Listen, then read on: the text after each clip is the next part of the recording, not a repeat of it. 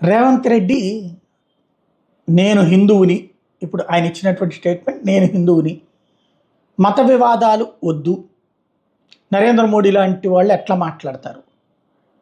ఏ ఏది మత వివాదం నాకు అర్థం కాల. ఓవైసీ ఓపెన్గా మొన్న ఇచ్చినటువంటి స్టేట్మెంట్ ఏంటి? ముస్లింలందరూ ఏకమై ఓటెయ్యాలా తప్పనిసరిగా, లేకపోతే కనుక మన మసీదులు మాయమైపోతాయి అని చెప్పి. మరి ఎందుకు మాట్లాడలా? నువ్వు హిందువేగా, హిందువు ఎందుకు మాట్లాడలేకపోతున్నాడు? హిందువు అయినటువంటి నువ్వు అక్కడ ఎందుకు కంప్లైంట్ చేయలేకపోతున్నావు? నీ పార్టీ ఎందుకు కంప్లైంట్ చేయలేకపోతుంది? ఎందుకు అంత మేజర్ ఇష్యూ వదిలేస్తున్నారు? మరి నరేంద్ర మోడీ చెప్పింది ఏంటి? దేశవ్యాప్తంగా బీజేపీ ఏతర ప్రభుత్వాలు నడుస్తున్నటువంటి చోట్లన హిందువుల స్థలాల్ని వక్ఫ్ పేరుతో తీసేసుకుంటున్నారు.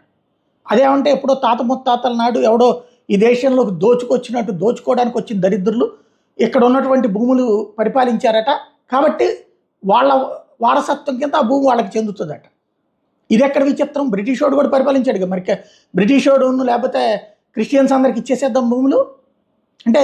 ఈ దేశపు మూల ఆస్తిని ఎవడెవడదో అంటే ఇచ్చేయడం. ఆ పాయింట్ మాట్లాడితే నీ పక్కన కూర్చున్నటువంటి ఓవైసీ మాట్లాడినటువంటి మాటను మాత్రం పక్కన పెట్టేసి దాన్ని ఏదో మత కలహాలు సృష్టిస్తారు అని చెప్పేటటువంటి విచిత్రమైనటువంటి పరిణామం ఎట్లుందో.